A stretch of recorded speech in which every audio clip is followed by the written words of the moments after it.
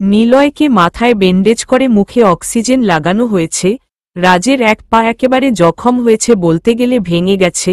রাস্তার পাশে পড়ে থাকতে দেখে কিছু মানুষ তুলে হসপিটালে নিয়ে আসে নিলয় এবং রাজকে। নিলয়ের সেন্স ফিরতেই এক প্রকার চাইছে ছুটে যেতে আয়েশার কাছে, কিন্তু উঠে বসার শক্তিটুকু নেই। আনাস সাথে সাথে ওই গোডাউনে সার্চ করে, বাট কিছুই নেই। হতাশ হয়ে ফিরে এলো। লোকটি কেমন দিলওয়াম মিসেস চৌধুরী, সরি আপনাকে তো আবার আয়েশা সিদ্দিকা বলতে হবে, চৌধুরী বলা যাবে না। বাঁকা হেসে আয়েশা, দেখলাই তো আপনি কি করতে পারেন, সামনাসামনি আমার স্বামীর সাথে মোকাবেলা করার ক্ষমতা আপনার নেই, তাই ডেকে এনে মেরেছেন। এতই যখন নিজের পাওয়ার, তাহলে আমার সামনে ডাকাতের মতন মুখোশ পরে আছেন কেন? খুলুন, আপনার চাঁদ মুখটা দেখতে চাই। নাকি নিলয় চৌধুরীর ভয় খুলতে চাইছেন না কোনোটা? রাগী সুরে লোকটি, মানে বুঝলাম না আপনার কথা মিসেস আয়েশা সিদ্দিকা, একটু বুঝিয়ে বলুন প্লিজ।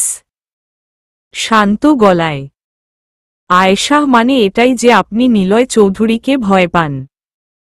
না হলে নিলয়ের বুক থেকে তার ঘুমন্ত স্ত্রীকে তুলে আনতেন না। সামনাসামনি মোকাবেলা করার কোনো যোগ্যতাই আপনার নেই, সেজন্যই তো এভাবে আমায় তুলে আনলেন কাপুরুষের মতো, আর ডেকে এনে কুকুরের মতো মারলেন। কিন্তু কি জানেন, বাতিল কোনো দিন জিততে পারে না, হকি জিতে, আর আপনার যে কি হাল হবে তা আমার ভাবতেই গা গলিয়ে যাচ্ছে। মৃদু হেসে লোকটি রাগী সুরে, জাস্ট শাট আপ।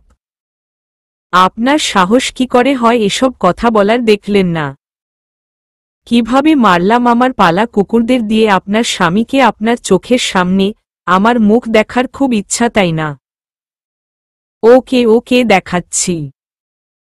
লোকটি তার মুখোশটা খুলে ফেলল, আর আয়েশা ছোট ছোট চোখ দিয়ে তাকিয়ে দেখছে। বাংলাদেশের মানুষ বলে মনে হচ্ছে না। লোকটি আয়েশার সামনে যেয়ে, এইবার দেখলেন তো আমাকে মিসেস আয়েশা, আপনার স্বামীর চাইতে যথেষ্ট স্মার্ট আমি। রিভেঞ্জ নিব আমি আপনার গর্ভে নিলয়ের অস্তিত্বকে শেষ করে।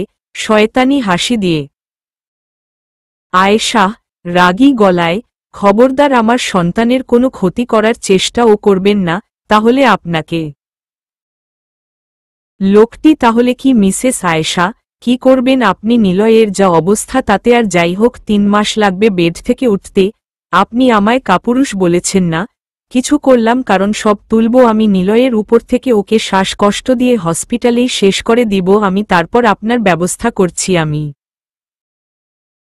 লোকটি চলে গেল। আয়েশা অসহায় হয়ে কাঁদছে। নিলয়কে যখন মারছিল তখন ওর কলিজাটা ফেটে যাচ্ছিল, চেয়ে ও কিছু করতে পারল না।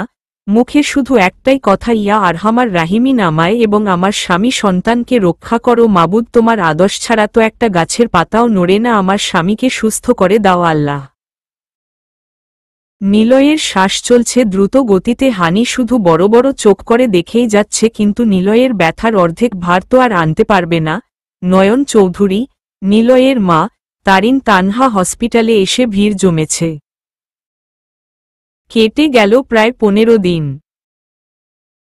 নিলয় এখন অনেকটাই সুস্থ, হাতে সেলাইন ছিল, মাথায় ব্যান্ডেজ, হাতে প্রায় সারা শরীরেই ক্ষত। সবার চোখকে ফাঁকি দিয়ে বেরিয়ে আসে হসপিটাল থেকে, চলে যায় ওর আগের জীবনে, যেখান থেকে ফিরে এসেছিল শুধুমাত্র আয়েশার জন্য। আবার ফিরতে হলো ওর আয়েশাকে ফিরিয়ে আনতে, একটা রুম যেটা মাটির নিচে, কেউ জানে না নিলয় এবং তার সহপাঠীরা ছাড়া। হ্যাঁ, নিলয় অনেক বড় মাস্তান, যেটা আয়েশা নিজেও জানে না। ঢুকল সেই রুমটাই, পুরনো স্মৃতি জড়িয়ে আছে।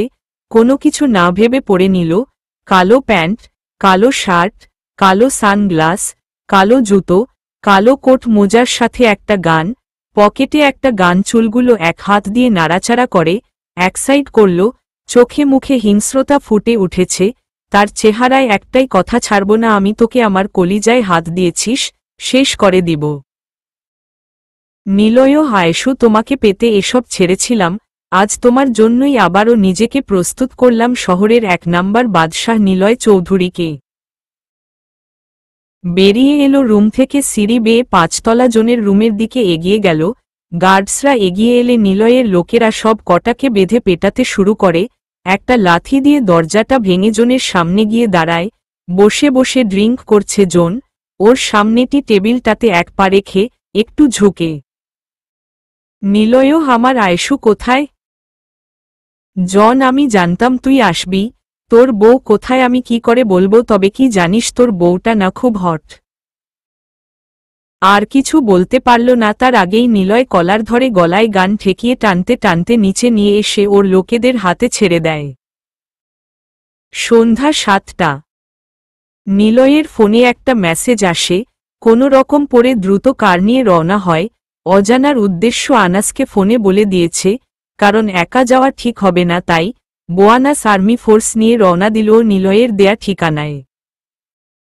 মেসেজটা এমন ছিল, প্রথমেই বলছি আমি কে সেটা জানতে চাইবেন না প্লিজ। সামনাসামনি দেখলে অবশ্যই চিনবেন। আপনার স্ত্রী আয়েশা সিদ্দিকাকে এখানে আনা হয়েছে অ্যাবর্শন করানোর জন্য। আপনি দয়া করে অমুক ঠিকানায় চলে আসুন দ্রুত। আপনার শুভাকাঙ্ক্ষী। নিলয় পাগলের মতো কার ড্রাইভিং করছে, লুকিং গ্লাসে দেখতে পেল একটা মাইক্রোবাস তাকে ফলো করছে। এত কিছু ভাবলে চলবে না। একটা গ্রামের ভিতর ঢুকে পড়ল, মনে মনে একটাই কথা, আয়েশু আমি আসছি। আয়েশাকে জোর করে ব্যথার ইঞ্জেকশন দেয়া হয়েছে, যাতে অ্যাবর্শন করতে কোনো প্রবলেম না হয়। অনেক আকুতি মিনতি করেছে আমার সন্তানকে মারবেন না, কিন্তু হৃদয়হীন লোকটা কোনো কথাই শুনেনি। দূরে দাঁড়িয়ে হাসছে। নিলয়কে একটা মেসেজ দিয়েছে, তোর অস্তিত্বকে শেষ করে দিলাম। নার্সরা অপারেশন থিয়েটারের ভিতর নিয়ে দরজাটা আটকাতে যাবে, কিন্তু কি ব্যাপার, লক হচ্ছে না। কেউ একজন পা দিয়ে আটকে দিয়েছে। হ্যাঁ, এটা নিলয়। চোখে মুখে হিংস্রতা, একটা হুঙ্কার ছাড়ল, সাথে সাথে পুরো হসপিটাল কেঁপে উঠল। নিলয়, তুই যেই হস না কেন, তোর সাহস কি করে হয় আমার স্ত্রীকে তুলে আনার, আবার অ্যাবর্শনের জন্য হসপিটালে নিয়ে আসার? লোকটি, তোর অস্তিত্বকে আমি শেষ করে দিব, শেষ করে দিব তোর প্রাণপ্রিয় স্ত্রীকে। তোর উপর থেকে রিভেঞ্জ নিব বলেই তুলে এনেছি। লোকটা ইশারা করল অ্যাবর্শন শুরু করতে, কিন্তু তার আগেই নিলয় শার্টের হাতা ফোল্ড করতে করতে, খুব বড় ভুল করেছিস আমার সাথে পাঙ্গা লড়তে এসে, আজকেই তোর শেষ দিন। লোকটি, তাই নাকি রে? প্রথমত তোর সন্তানকে এই পৃথিবী থেকে সরাবো, তারপর তোর স্ত্রীকে, অতপর তোকে। আমার শেষ দিন নাকি তোর শেষ দিন আজকে? নিলয় মুখে বুলি ফুটেছে। তাই নিলয় চৌধুরীর আসল রূপ আজকে দেখবি। আয়েশার জন্য আমি সবকিছু ছেড়ে দিয়েছিলাম, আবার আসতে হয়েছে ওর জন্যই। আমার স্ত্রীর গায়ে হাত দেওয়ার সাহস কি করে হয় তোর, কুকুরের বাচ্চা! ঘুষি দিয়ে লোকটি নাকের রক্ত মুছতে মুছতে, আমার সবচেয়ে বড় ভুল হয়েছে তোকে বাঁচিয়ে রাখা। আজকে আর কোনো ভুল করব না। চিরদিনের জন্য চলে যাবি, ও পারে তোর স্ত্রীকে একদিনের জন্য হলেও আমি ভোগ করব। নিলয়, আমার স্ত্রীর নাম মুখে নিলে তোকে জ্যান্ত মাটির নিচে পুঁতে ফেলব। আয়েশা আমার স্ত্রী, ওর দিকে কেউ চোখ তুলে তাকালে তার চোখ আমি উপরে ফেলব, যেমন এখন তোর। লোকটির পালা। গুন্ডারা ছিল হসপিটাল ঘিরে, কিন্তু আনাস এসে সবগুলাকে মেরে টেনে হিচড়ে গাড়িতে নিয়ে তুলছে। নিলয় পা সরিয়ে এগিয়ে গিয়ে লোকটাকে বেধর্ম পেটাতে থাকে, কিন্তু মুখোশটা খুলতে পারছে না। লোকটা নিলয়কে আবার মাথায় আঘাত করল। টপ টপ করে রক্ত পড়ছে মাথা থেকে, কিন্তু নিলয়ের কোনো রেসপন্স নেই। চোখ দিয়ে আগুন বের হচ্ছে ওর। নিলয় এতটাই মেরেছে লোকটাকে, কিন্তু শেষ পর্যন্ত ধরে রাখতে পারনি, পালিয়ে গেছে। ছেলেটি, স্যার আপনি যে ঠিক সময় মতো আসতে পেরেছেন এটাই অনেক, আমরা তো খুব ভয় পেয়ে গিয়েছিলাম। নিলয় এক দৌড়ে আয়েশার কাছে গিয়ে, আয়েশু আয়েশু কথা বলো প্লিজ, চুপ করে আছো কেন? হ্যাঁ, কথা বলো না এই মহারানী! চিল্লিয়ে নিলয়ের মাথা থেকে রক্ত চুইয়ে চুইয়ে পড়ছে। আয়েশার মুখে হালকা নড়ে উঠল। আবছা আবছা আলোয় দেখতে পেল নিলয়কে। আয়েশা, আপনি এসেছেন? আমি জানতাম তো। দেখুন না, এই লোকটা আমার সন্তানকে মেরে ফেলার জন্য এখানে নিয়ে এসেছে। আপনি আপনার সন্তানকে বাঁচান। জড়িয়ে ধরে নিলয়, কেউ তোমায়, আমার সন্তানকে কিচ্ছু করতে পারবে না। দেখো আমি এসে গেছি। আমার আয়েশু পিচ্চি বউ, তাকাও আমার দিকে। আয়েশু আয়েশু। আয়েশা, আপনার কিছু হয়নি তো? আমায় মাফ করে দিন প্লিজ, আমায় মাফ করে দিন। অনেক কষ্ট দিয়েছি আমি আপনাকে। নিলয় আয়েশার কপালে চুমু দিয়ে পেটে ঠোঁট ছুঁয়ে দিল, মনে হচ্ছে ওদের কত বছর দেখা হয়নি। নিলয় কোলে তুলতে গেলেই আয়েশা শুধু একটা চিৎকার দিল, মিস্টার চৌধুরী, আমার সন্তানকে ওরা মেরে ফেলবে। সাথে সাথে সেন্স হারিয়ে নিলয়ের কাঁধের উপর ঢলে পড়ে। আয়েশা ঘুমিয়ে আছে, নিলয় কম্বলটা ভালোভাবে মুড়িয়ে দিল। কতদিন দেখেনি এমন, মনে হচ্ছে ও ভাবতেই পারছে না কার এত বড় সাহস আয়েশাকে কিডন্যাপ করার। নিলয়ের অবস্থা খুব একটা ভালো না, মাথায় প্রচণ্ড চোট পেয়েছে, তাও নিজের উপর ভরসাই ওর এখন একমাত্র সম্বল। নিলয়, হুম বল, লোকটার কোনো খোঁজ পেয়েছিস? ফোনের ওপাশে নিলয় চৌধুরীর কলিজায় হাত দেয়, কার এত বড় সাহস, আমি দেখতে চাই তাকে। ফোনের ওপাশে নিলয়, হুম। ফোনটা কেটে আয়েশার পাশে শুয়ে পড়ে কতক্ষণ ঘুমিয়েছে মনে হয় খেয়াল নেই। উঠতে না উঠতেই একটা মেসেজ, রাগে শরীর জ্বলে যাচ্ছে নিলয়ের। কিরে, চিনতে পারলি না আমায় এখনো? আরে কাকে কি বলছি, তুই তো একটা বিড়াল বাঘ না, বুঝলি? তবে যাই বলিস, যার বুক থেকে রাতের অন্ধকারে তার স্ত্রীকে অন্য কেউ তুলে নিয়ে যায়, তাকে আবার পুরো শহরের লোক ভয় পায়। আমার হাসি পায় মাঝে মধ্যে। আচ্ছা, ওসব কথা বাদ তো, ধরতে পারলি না তো আমায়, আর পারবিও না। তোর স্ত্রী আয়েশা সিদ্দিকা কিন্তু হেব্বি হট। নিলয় সাথে সাথে পাল্টা মেসেজ দেয়, কুকুরের বাচ্চা, সাহস থাকলে আমার সামনে আয়, তোকে খণ্ডে খণ্ডে বুঝিয়ে। নিলয় চৌধুরী কি জিনিস? কাপুরুষ, আমার বউ এবং সন্তানের যদি কিছু হতো তাহলে দেখতি তোর কি অবস্থা করতাম আমি। শালা, সামনে আয় একবার, কুকুরের বাচ্চা। পাল্টা কোনো মেসেজ দেয়নি। নিলয় সাথে সাথে নাম্বারটা অফিসে দিয়ে ট্র্যাক করাই, কিন্তু সিম বন্ধ, কোনো ক্লু দিতে পারেনি তারা। এমন সময়ে রাজ, আসবো শালা বাবু? নিলয়, হুম আসুন।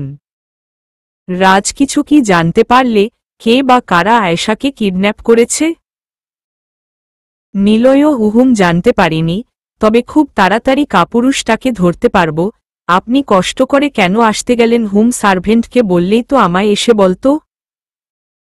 রাজ, বাদ দাও তো এসব কথা, যে বা যেই থাকুক না কেন তাকে দ্রুত খুঁজে বের করবে, এটাই শেষ কথা। রাজ চলে গেল। নিলয় হ্যাবলার মতো একদৃষ্টিতে তাকিয়ে দেখছে, মুখটা শুকিয়ে গেছে, শরীরে ক্লান্তি ক্লান্তি ভাব। আয়েশা কি দেখছেন এভাবে উঠে বসতে বসতে? নিলয়, তুমি উঠলে কেন? ঘুমিয়ে থাকার কথা তোমার। আয়েশা বললেই হলো, আমি কি পুতুল যে সারাদিন ঘুমিয়ে থাকবো? আজব, রাগী সুরে। নিলয়, ওকে ওকে, আমার ভুল হয়েছে, আমায় মাফ করে দিও। হা করো, খাবে এখন? মুখের সামনে খাবার তুলে। আয়েশা, খাবো না আমি, সারাদিন শুধু খাই খাই, কি আছে পেটে শুনি। নিলয় কিছু না বলে শার্টের বোতাম খুলছে, এটার মানে যে কি তা আয়েশা ভালোভাবেই জানে। আয়েশা ভয় পেয়ে, খাবো খাবো, জানেন আমার না খুব খিদে পেয়েছে, খেতে খেতে। নিলয় আর কোনো দিন না করবে রাগ দেখিয়ে। আয়েশা, কোনো দিনও না, যা বলবেন তাই শুনব। নিলয়, আয়েশু, তুমি কি ওই লোকটার মুখ দেখেছিলে? আয়েশা, দেখেছি, কিন্তু বাংলাদেশি বলে মনে হচ্ছে না। নিলয় আর কিছু বলল না, ও ভালোভাবেই বুঝে গেছে আয়েশাকে তার নিজের মুখ দেখানোর মানে এটা যে, যাতে কোনো সন্দেহ না থাকে। দিনগুলি এভাবেই কাটছে সজীব কোমায়। নিলয় প্রতিদিন গিয়ে দেখে আসে, হসপিটালে নিয়মিত যাচ্ছে এবং আয়েশাকেও টেক কেয়ার করছে। খেতে না চাইলে শার্টের বোতাম খুলে এটা দেখে চুপচাপ খেয়ে নেয়। আয়েশার এখন প্রায় 9.5 মাস চলছে, শরীর একেবারে ভালো নেই, নড়তেই পারে না, তাও আবার তিনটা বাচ্চা। নিলয় প্রচুর টেনশনে ছিল এতদিন, এবং এখনো এই ছোট্ট একটা পেটে, তাও আবার তিনটা বাচ্চা। পার্টি আছে আজকে। নিলয় রেডি হচ্ছে আর আয়েশা বেডে বসে তাকিয়ে তাকিয়ে দেখছে। নিলয়, মহারানী ভিক্টোরিয়া, এভাবে তাকিয়ে থেকো না গো, তাহলে আমি এখন নিজেকে কন্ট্রোল করতে পারবে না। মৃদু হেসে আয়েশা, আমি কি কাউকে বলেছি নিজেকে কন্ট্রোল করতে? দুষ্ট দুষ্ট ভাব নিয়ে। নিলয়, জানি জানি, সব জানি, এখন তো আর কিছু করা সম্ভব না, তাই তুমি আমায় এই কথাটা বললে, তাই না? আর তো কয়েকটা দিন, তারপর আমার 3 বেবি এন্ড আমি মিলে তোমায় জ্বালাব। জেল দিয়ে চুলগুলো পাইক করতে করতে। আয়েশা এহহ বললেই হলো নাকি আপনার বেবি মানে কি আমার বাবু হুম? নিলয় কাছে এসে একটু ঝুঁকে, তোমার বাবু ঠিক আছে। মেনে নিলাম বাট ক্রেডিটটা কার শুনি, দুষ্টুমি হাসি দিয়ে। আয়েশা এহহ ক্রেডিট মারতে আসছে আমার পেটে, যেহেতু তো আমার বাবু কষ্ট করলে আমি করছি আপনি না, পেট কাটলে আমার কাটবে আপনার না, বুঝলেন? সো আমার 3 বাবু আপনার না, না মানে না, পেটে আদর করে। নিলয় কিছু না বলে চুমু দিল, ওর 3 বেবিকে, সাবধানে থাকবে কেমন? কিছু লাগলে সার্ভেন্টকে বলবে আর তানহাকে পাঠিয়ে দিচ্ছি। আয়েশা আমার আনসার আমি পাইনি? নিলয় কোনোটা? আয়েশা ভুলে গেলেন এত তাড়াতাড়ি? নিলয় তোমার সাথে আমি এখন ঝগড়া করছি না, কারণ আমার লেট হয়ে যাচ্ছে, বাই মহারানী ভিক্টোরিয়া, ফিরতে অনেক রাত হতে পারে, তাই তানহাকে নিয়ে ঘুমিয়ে পড়ো কেমন? আয়েশা আবার কিসের জন্য আসলেন? নিলয় কাছে কপালে চুমু দিয়ে বলল এইটা বাকি ছিল। আয়েশা হাসবে না কাঁদবে ওর পাগলামো দেখে? তানহা আমি এসে গেছি। আয়েশা হাসো তোমার ভাই গেছে উফফ বাঁচলাম। তানহা কি করেছে ভাইয়া শুনি? আয়েশা কিছু করেনি বাদ দাও। নিলয়ের বন্ধুরা জোর করে ওকে ড্রিঙ্ক করিয়েছে, ডিলটা ফাইনাল হয়েছে ঠিক, কিন্তু আসতে আসতে রাত 1টা বেজে গেছে, হেলতে দুলতে বাড়িতে ঢুকেছে, সার্ভেন্টরা ধরে নিয়ে এসেছে রুমে। নয়ন চৌধুরী তুই আবার ছাইপাস খেয়েছিস? নিলয় বেশ করেছি খেয়েছি, তাতে তোমার কি? আমি কি আমার মতো চলতে পারবো না? আয়েশার জন্য আমি খেতে পারি না বাট আজকে খেয়েছি। নয়ন চৌধুরী রাবেয়া দেখে নাও তোমার ছেলে কি বলছে। নিলয়ের মা নিলয় তুই কাজটা একদম ঠিক করিসনি, আয়েশা অসুস্থ তুই জানিস না, কোথায় তাড়াতাড়ি বাড়ি ফিরবি কিন্তু তা না করে ড্রিঙ্ক করেছিস। নিলয় আমি তো বিয়েই করিনি। নেশার ঘোরে উল্টা পাল্টা বলছে, আয়েশা সব শুনছে কিন্তু কিছু বলছে না, নিলয় ধপ করে বিছানায় শুয়ে পড়ে। আয়েশা মা বাবা আপনারা যান আমি তো আছি। আয়েশা নিলয়ের জুতা মোজা খুলতে গেলে শার্ট থেকে এমন গন্ধ আসছে সাথে সাথে বমি করে, ফ্লোর এক প্রকার ভরে গেছে, সার্ভেন্টরা ধরে রাখতে পারছে না, বমির পরিমাণ এতটাই বেশি ছিল। সাথে সাথে হানিকে ফোন দেয়, কারণ ও গাইনি বিভাগের ডাক্তার বলেছে এমন একটা ট্যাবলেট খেতে, খাওয়ার পর বমিটা কমেছে। রুম থেকে বেরিয়ে তানহার রুমে এসে শুয়ে পড়ে। নিলয় আয়েশু আয়েশু কোথায় তুমি? সার্ভেন্ট স্যার কিছু লাগবে আপনার আমাকে অর্ডার করুন। নিলয় আয়েশা কোথায়? সার্ভেন্ট বড় স্যারের রুমে। নিলয় গিয়ে বলুন আসতে। সার্ভেন্ট এসে বলল আসবে না, যা বলার ওকে বলতে নিলয় একটা হুঙ্কার দিতেই আয়েশা এসে হাজির। নিলয় কোথায় ছিলা তুমি, আসতে এত লেট হলো কেন? আর রুম থেকে বের হয়েছ কেন? আয়েশা নাক চেপে ধরে এমনি। নিলয় সরি আয়েশু আসলে। আয়েশা পুরনো অভ্যাস তো ফিল্মের মতো, আর আমায় দেখে ভালো হওয়া যাবে না কি ঠিক বলিনি? নিলয় দেখ কালকে আমি ইচ্ছা করে এসব খাইনি, বিশ্বাস করো আমায়। আয়েশা আপনি জানেন না আমি অসুস্থতাও ড্রিঙ্ক করেছেন, আবার কি বললেন আপনার বন্ধুরা জোর করেছে? বাহ বাহ আমার কথা মনে ছিল তখন, জানেন না সাধারণত সরিষার তেলের গন্ধ সহ্য করতে পারি না আমি, বমি হয় আর কি বলেছেন? আয়েশাকে আমি চিনি না, না এখন তো আমায় ভালো লাগবে না, পুরনো হয়ে গেছি না আমি। Niloy just shut up. Ayesha ভালো লাগবে না আমার কথা কেন জানেন আপনি আর আগের মতো নেই।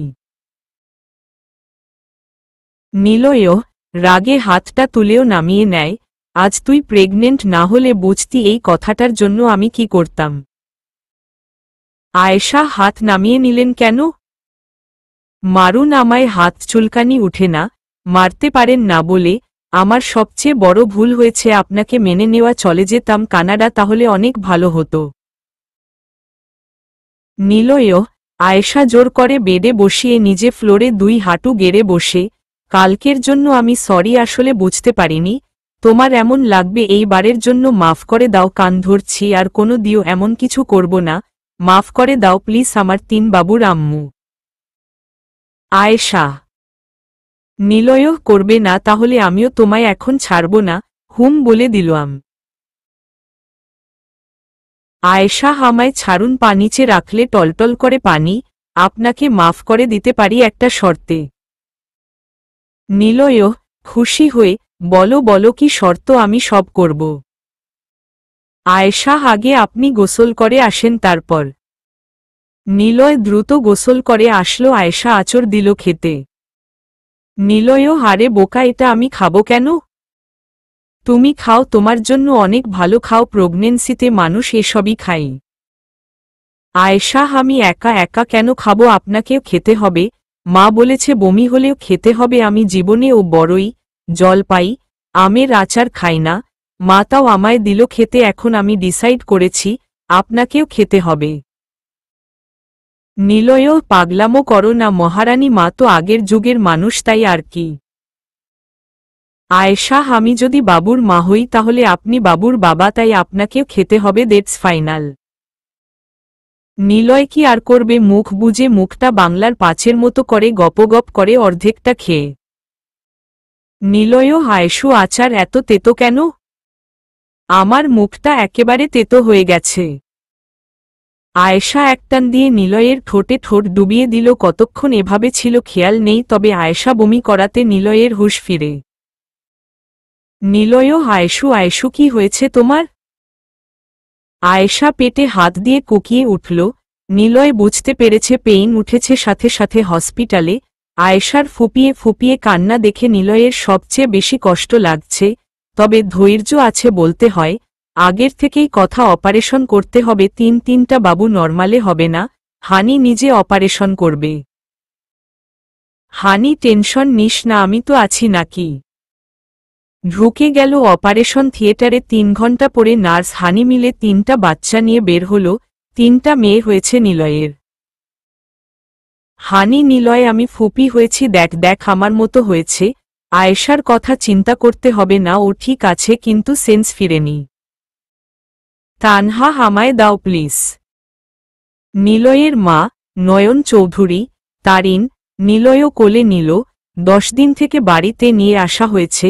নিলয়ের আনন্দ দেখে কে 3টা বেবি ডল, 3টা চাঁদ। আয়েশার মা এসে থাকছে, নিলয় থাকে পাশের রুমে। নিলয়ের মা, দেখুন তো বিয়াইন দাদুমণি আমার মতো হয়েছে। আয়েশা, মা জি আপনার মতোই হয়েছে। রাফিন, আয়েশু দেখ না, তোর বাবু আমার মতো হবে, কোলে নিয়ে। আয়েশা, কি বলিস এসব, তোর মতো বাদর হবে। নিলয় কিছু না বলে শুনছে আর হাসছে। তারিন, রাজ, তানা, তাহিয়া সারাক্ষণ বাবু 3টাকে কোলে নেয় এবং গল্প গুজব করেই দিনগুলো পার হচ্ছে। আয়েশার মা চলে গেছে, কারণ 2 বার চা দিতে হয় আয়েশার বাবাকে, যদি ওর চাচি সব করছে। এখন 3 চলছে বাবুদের। নিলয় আরও 10 জন সার্ভেন্ট নিয়োগ দিয়েছে শুধুমাত্র 3 মেয়েকে দেখাশোনা করার জন্য। রাত 12টা, বেকনিতে বসে আছে 2জন, বাবুরা ঘুমিয়ে পড়েছে। নিলয়ের কোলে বসে আছে আয়েশা, কাঁধে ঘাড়টা ফেলে। নিলয়, আয়েশু, তুমি আমায় সবচেয়ে বড় উপহারটা দিয়েছ। আমার বার্থডেতে 3 প্রিন্সেসের চাইতে সুখের আর কিছু হতে পারে না, আমাদের ভালোবাসার প্রতীক 3 সন্তান। আয়েশা, আপনি খুশি তো নাকি আমার খুশির জন্য কথাগুলো বলছেন? নিলয়, আমি বুঝেছি তুমি বুঝাতে চাইছ 3 মেয়ের জন্য মন খারাপ কুনা, তাহলে বলছি আমার 3টা মেয়ে, 3টা জান্নাত আল্লাহ তাআলা দান করেছেন, ছেলে হয়নি, খুব খুশি হয়েছি। আয়েশা, মানে? নিলয়, মানেটা হলো আমার মতো নেশাখোর হতো আর সেটা আমি সহ্য করতে পারতাম না। আজ বুঝতে পারছি আমি আমার মা বাবাকে কতটা কষ্ট দিয়েছি। আয়েশা, ঠোঁটে আঙ্গুল দিয়ে, এমন রোমান্টিক একটা মুহূর্তে আপনি উফফ, আপনি যে আপনার ভুলটা বুঝতে পেরেছেন, এটাই অনেক। একটু কি রোমান্টিক হওয়া যায় না, লজ্জা লজ্জা ভাব নিয়ে? নিলয়, তাই ঠিক আছে। মুখটা কাছে নিতেই ফোন বেজে ওঠে। নিলয় আয়েশাকে বুঝতে না দিয়ে ঠোঁটের পরশ দিতে শুরু করে। আয়েশা ঘুমিয়ে পড়লে দ্রুত রুম থেকে বেরিয়ে বাহির থেকে দরজাটা লাগিয়ে কার নিয়ে বেরিয়ে পড়ে হসপিটালের উদ্দেশ্য। মনে হাজারো প্রশ্ন। হ্যাঁ, হানি ফোন দিয়েছে, সজীব রেসপন্স করছে তাই। একটা লোক আসলো মুখোশ পরে সজীবের দিকে সিরিশ নিয়ে এগিয়ে যাচ্ছে ইনজেকশন দিবে বলে। লোকটি, তোকে তো আর বাঁচতে দেওয়া যায় না, আজকেই তোর শেষ দিন। কেউ একজন ধরে ফেলে, হ্যাঁ এটা Honey. Honey, what are you doing? লোকটি, this is none of your business. Honey এবং লোকটির মধ্যে প্রচুর টানাটানি হচ্ছে। এরই মধ্যে নিলয় এসে দেখে ফেলে রাগে তো শরীর ফেটে যাচ্ছে। লোকটা সাথে সাথে গান তাক করে হানিকে ধরে কোনো রকমে পালিয়ে যায়।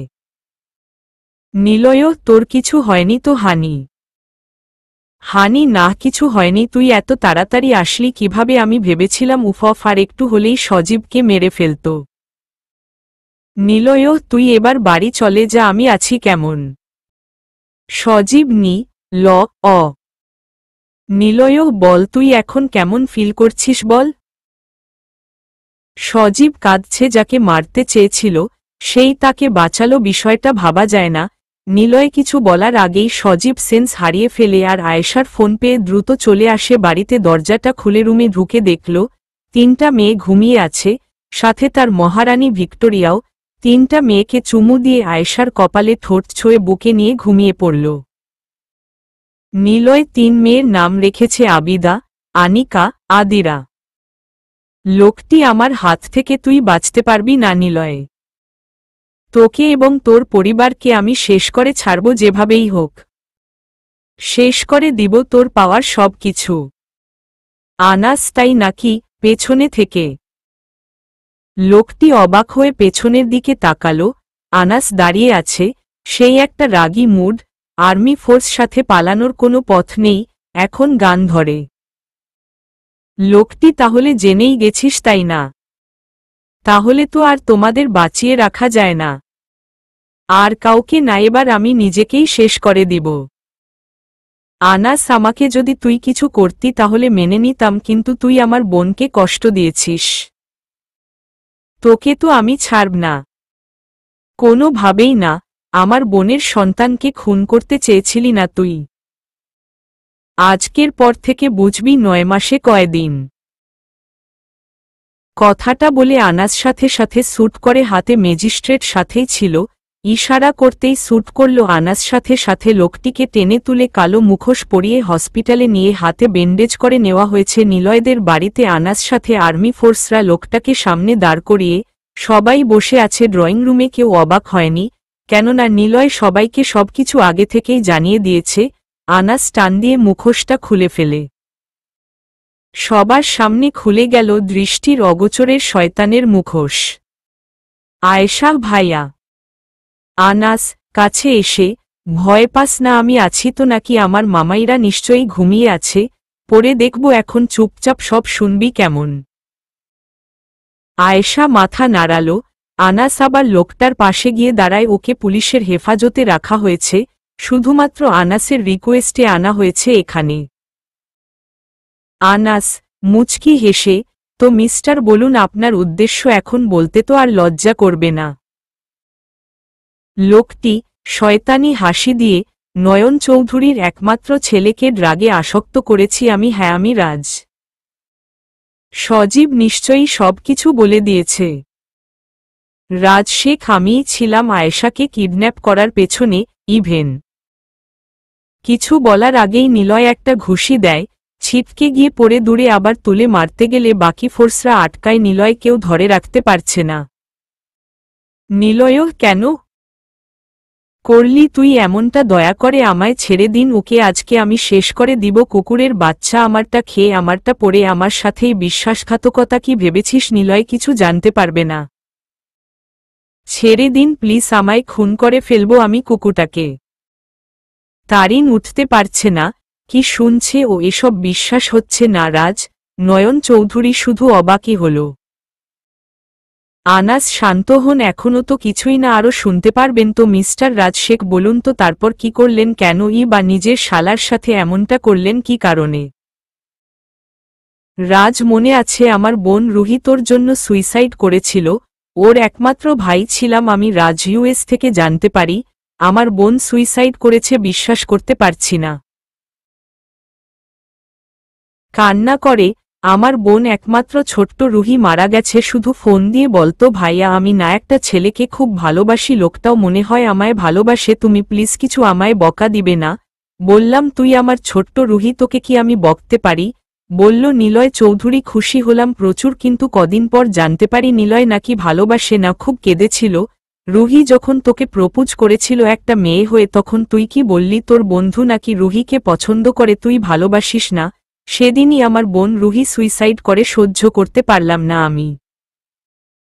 রাজ কাঁদছে। নিলয় থমকে গেল। আয়েশা নিলয়ের দিকে তাকালো, একটু একদৃষ্টিতে রাজের দিকে চেয়ে আছে। রাজ, কেন করলি তুই? নিলয়, আমার বোনের সাথে প্রপোজাল কেন অ্যাকসেপ্ট করিসনি? তাহলে আমার বোন আজকে বেঁচে থাকতো, আমিও বোন হারা হতাম না। সজীব, রুহির সুইসাইডের সাথে নিলয়ের কোনো সম্পর্ক নেই। নিলয় কাউকে কখনোই পাত্তা দিত না। আর তাওহিদ রুহিকে খুব ভালোবাসত, তাই নিলয় ওদের দুজনকে মিলিয়ে দিয়েছিল। এতে নিলয়ের দোষটা কোথায়? দিয়েছে এক ঘুষি। তোর জন্য আমি নিজের হাতে নিলয়কে মারতে চেয়েছি। নিলয়ের সম্পত্তির প্রতি লোভ ছিল আমার, তুই সবসময় আমায় ফুসলে দিয়েছিস।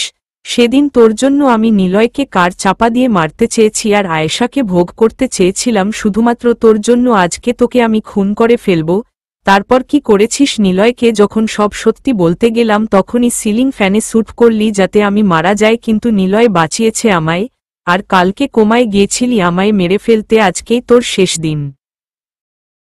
আনাস খুব শক্ত হয়ে পরিস্থিতি মোকাবেলা। ওর তো মন চাইছে রাজমেরাই ফেলতে, কিন্তু সবাই মারলে কি চলবে? সজীব নিলয়ের পায়ের কাছে পড়ে। সজীব, আমায় ক্ষমা করে দিস, দয়া করে, আমি অনেক ভুল করেছি তোকে ভাবিকে দূরে সরিয়ে দিতে, এমনকি এই পৃথিবী থেকেও। তারিন, ঠাসস ঠাসস, কেন করলি এমনটা তুই? রাজ, খুব কি প্রয়োজন ছিল? রিভেঞ্জ নিয়েছিস তাই না? বাহ বাহ, খুব ভালো। রাজ, রিভেঞ্জ নেওয়ার জন্যই তো আসলাম ইউএস থেকে। মনে মনে একটাই প্রতিজ্ঞা ছিল, নিলয় এবং তার পরিবারকে শেষ করে দিব আমি। এর জন্যই তো তোমায় বিয়ে করলাম। তোমার হবু হাজবেন্ডকে দেখিয়েছি তোমার এডিট করা ফটো, আর তোমার পরিবারকে দেখিয়েছি ওর অন্য মেয়ের সাথে অন্তরঙ্গ অবস্থার ফটো। বিয়েটা ভেঙে গেল, আর আমি সেই সুযোগে তোমায় বিয়ে করলাম। নয়ন চৌধুরী কোনো কিছু না ভেবে বিয়ে ভেঙে যাওয়ায় আমার কাছে বিয়ে দিল। হা হা হা। নিলয় ও রুহির মৃত্যুর জন্য আমি দায়ী নই, ওকে শুধু আমি নিজের বান্ধবী হিসেবে দেখতাম, এর চাইতে বেশি কিছু না। নয়ন চৌধুরী, তুই এতটা খারাপ ভাবতেই পারছি না আমি। সজীব তারপর বলেন, আমরা সবাই শুনতে চাই আপনার মুখে।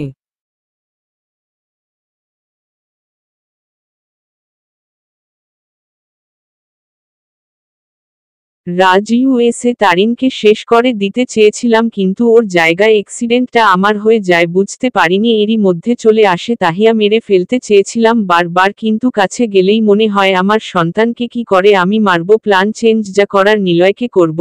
না চাইতেন ফোন আসে আমার কাছে, বলেছে আয়েশাকে পছন্দ করেছে, কিন্তু ওর পরিবার রিজেক্ট করে দিয়েছে। তারিনের বাবাও নাকি অসুস্থ হয়ে পড়েছে। এই কথা শুনে ভাবলাম, এই তো সুযোগ, চৌধুরী পরিবারের মানসম্মান সব ধুলায় মিশে যাবে। তাই নিলয়কে বললাম আয়েশাকে তুলে নিয়ে আসতে, কথা মতো তাই করল। পরের দিন ইউএস থেকে সোজা চলে আসি এখানে। আয়েশাকে দেখে বুঝতে পারি এই মেয়ে প্রচুর ধৈর্য, মেয়েটা নিজের ভাগ্যকে মেনে নিবে। তাই নিলয় রুমে যাওয়ার আগেই ওকে বলি, আয়েশা নির্ঘাত ছেড়ে চলে যেতে পারে, যা পারো এমন কিছু করবে যাতে ও তোমায় ছেড়ে যাওয়ার কথা ভাবতেই না পারে।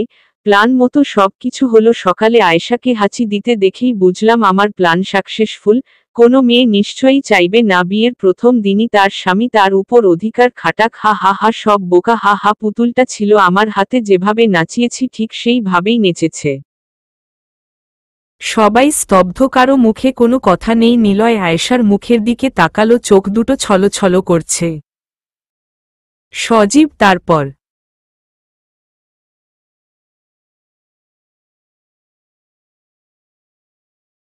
রাজ, সবকিছু প্ল্যান মতো চলছে। আয়েশাকে ছাদে একা দেখে একটু ফুঁসলে দিলাম, সে কারণেই তো উপর থেকে ঝাঁপ দিতে গিয়েছিল। কারণ নিলয় ওর পরিবারকে জিম্মি করে, ওর বাবার গায়ে হাত তুলেছে। একটা ভিডিও দেখিয়েছি, সাথে সাথে অ্যাকশন। আমি ভেবেছি মারা যাবে তাহলে নিলয়কে ফাঁসিয়ে দিব, কিন্তু প্ল্যান নষ্ট হওয়াতে আবারও নতুন প্ল্যান করলাম। আয়েশা কানাডা চলে যাবে ওর খালাম্নির কাছে লুকিয়ে। ওর পাসপোর্ট ভিসা সবকিছু আমি গোপনে করে দিয়েছি। যেদিন নিলয়ের অ্যাক্সিডেন্ট হলো সেদিন ওর ফ্লাইট ছিল। আয়েশা চলে যাবে কানাডা আর নিলয় মারা যাবে, এর চাইতে খুশির আর কিছু আছে আমার কাছে? আয়েশা, সেদিন যখন তানহার সাথে তুমি ভার্সিটি গেলে নিলয় জানতো তাও তোমায় মেরেছে, কারণ আমি বলেছি তুমি পালাতে চাইছো। আর নিলয় এসে দেখে ফেলে গেইটের কাছে। কিছু না ভেবেই ঠাসস ঠাসস থাপ্পড়। দূর থেকে দেখছিলাম, কি যে ভালো লাগছিল বলে বুঝাতে পারবো না। তবে আমার সব প্ল্যানে পানি ঢেলে দিয়েছে আয়েশার মা। আবারও নতুন করে প্ল্যান করতে হলো। অসিউত দিয়েছে, না হলে আমায় এতটা কষ্ট করতে হতো না। কেউ কিছু বলছে না, শুধু শুনছে। নিলয় অপরাধীর মতো চোখ দুটো ছোট্ট ছোট্ট করে আয়েশার দিকে অসহায়ভাবে তাকিয়ে আছে।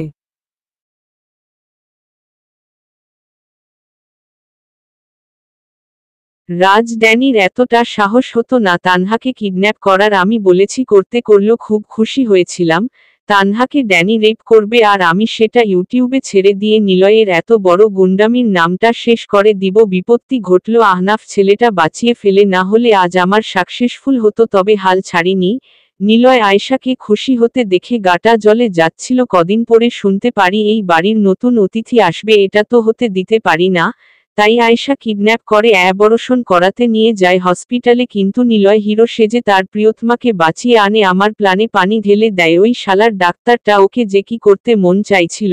খুন করিনি, তবে করব। আয়েশার সামনে মুখোশ খুলেছিল আমার লোকদের একজন, যাতে না চিনতে পারে, কিন্তু শেষমেশ সজীব রাগে আবারও দিয়েছে এক খুশি। গড়গড় করে রক্ত বের হচ্ছে নাক থেকে। তানহা মাথা নিচু করে লজ্জায় কাঁদছে, কেননা আজ পর্যন্ত এই কথাটা কেউই জানে না। রাজ নাক মুছতে মুছতে, মারবি তো মার আমায়, আমি কিচ্ছু মনে করব না। হা হা হা। আমি রাজ শেখ, আমার বোনের সুইসাইডের নোট দেখে নিলয় তোর উপর থেকে রিভেঞ্জ আমি নিতে পেরেছি একটু হলেও। শুধু এতটুকুই না, সব কথা মাই ফাদার ইন ল শুনতো। ওনার বোনের থেকেও দূরে রেখেছি আমি, একত্রিত হতে দেয়নি। হ্যাঁ, সব কিছু আমি করেছি, রাজ শেখ করেছে। চিল্লিয়ে রাজ কাঁদছে। পরিস্থিতি যথেষ্ট শান্ত শিষ্ট, কেননা আনাস সবকিছু প্ল্যান মাফিক করেছে। নিলয়কে সামলিয়েছে, সজীবকে, এমনকি সবাইকে। রাজকে আবার মুখোশ পরিয়ে নিয়ে গেছে আনাস। শাস্তি হয়েছে ২০ বছরের কারাদণ্ড। রাজ নিজের মুখে সবকিছু স্বীকার করেছে। সেদিনের পর থেকে তারিন নিজেকে গুটিয়ে নিয়েছে। ওকে তো বাঁচতে হবে। তাহিয়া ছোট, ওকে নিয়েই থাকবে ক্ষণস্থায়ী পৃথিবীতে। নিলয়, আয়েশু, আমি তোমায়। আয়েশা হাসি মুখে, মেয়েটা বুঝি আপনাকে অনেক ভালোবাসত, বাবুকে কোলে নিয়ে আদর করে। নিলয়, মহারানী, তুমি অন্তত আমায় আবার বলো না কেন রুহিকে ফিরিয়ে দিয়েছি। আমি শুধু ওকে নিজের ভালো বান্ধবী ভাবতাম, এতটুকুই। আয়েশা হুম। নিলয়, হুম কি? আয়েশা, কিছু না, এমনি। নিলয়, আয়েশু তুমি।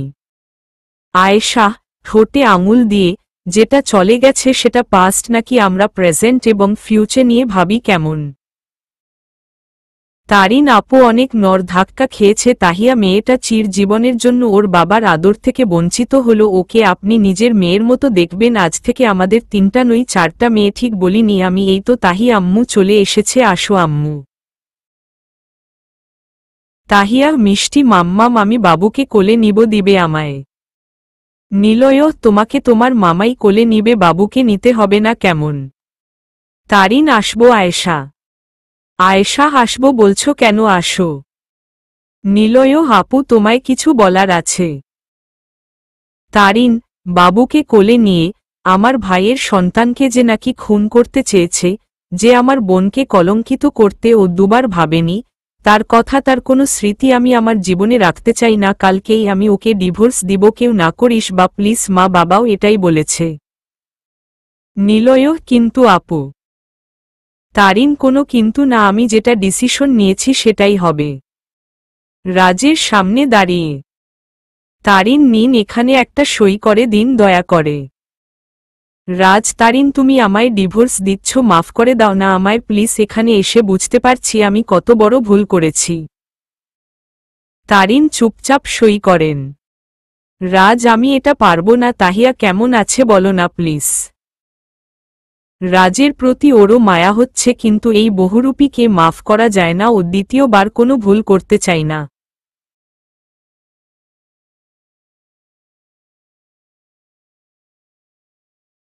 তারিন বাবাকে যখন ফোন দিতাম দূর থেকে তখন বলতাম, বাবা কি হয়েছে বলতো, আমার একটাই কষ্ট, আমার ছেলেটা মানুষ হয়েও মানুষ করতে পারলাম না, কষ্টে বুকটা পেটে যেত। আর তুই কি করেছিস, আমার বাবা মায়ের মনে কষ্টের সৃষ্টি করেছিস আরো।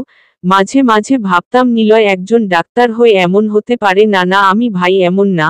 চোখ মুছে যখন শুনলাম ও আয়েশাকে খুব ভালোবাসে, তুলে এনেছে, অন্যায় জেনেও সম্মতি দেয় কারণ আমার ভাইটা ভালো হবে, মরীচিকার পেছনে থেকে ফিরে আসবে, খুশি হয়েছি প্রচুর। হ্যাঁ, এটাই হয়েছে। আয়েশার জায়গায় অন্য কোনো মেয়ে হলে জীবনেও মেনে নিত, দূরে থাক, খুন করে ফেলতো আমার বাবা মা। নিলয়ের মুখে খুশি দেখেছি সেই দিন যখন রিপোর্টে আসে আয়েশা কনসিভ করেছে, কি যে খুশি হয়েছি, আমার ভাইয়ের সন্তান হবে, আমি ফুপি হব, কথায় আছে।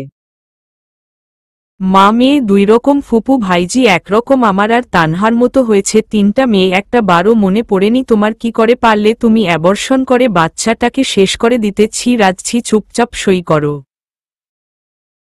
রাজ, তারিন আমি পারবো না, মনুষ্যত্ব হারিয়ে ফেলেছি, আমায় আর একটা সুযোগ দাও প্লিজ। তাহিয়ার ভালো বাবা আর তোমার যোগ্য স্বামী হয়ে উঠতে চাই। ডুকরে কেঁদে।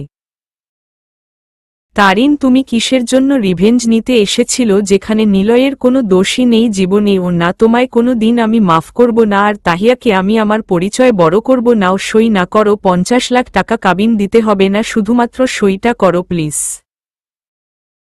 তারিন অনেক জোরাজুরি করে সইটা করিয়ে নেই। রাজ কোনোভাবেই সই করতে চাইনি, অবশেষে রাগে গজগজ করতে করতে ফিরে আসে, আবারও তাকায়। তারিনের তাকানোর মধ্য ছিল রাগ, দুঃখ, কষ্ট আর ঘৃণা।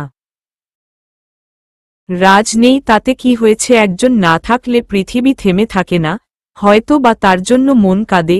সত্যি বলতে এই পৃথিবীটা একটা পরিবার, সেখানে একজন না থাকলে কিছু যায় আসে না। একটা প্রবাদ বাক্য আছে না, time and tide wait for none. সময় ও স্রোত কারো জন্য অপেক্ষা করে না, সময় বহমান চলবেই, থেমে থাকবে না। আয়েশা মাত্র কিচেন থেকে বেরিয়েছে, রান্না করে। আজ ফ্রাইডে, নিলয় বাড়িতে বাবুদেরকে সার্ভেন্ট সামলাচ্ছে আর নিলয় পড়ে পড়ে ঘুমাচ্ছে। প্রতি শুক্রবার আয়েশা নিজে রান্না করে, নিলয় বাধা দেয় না। রান্না শেষ করে শাড়ির আঁচলে হাত মুছতে মুছতে উপরে গেল।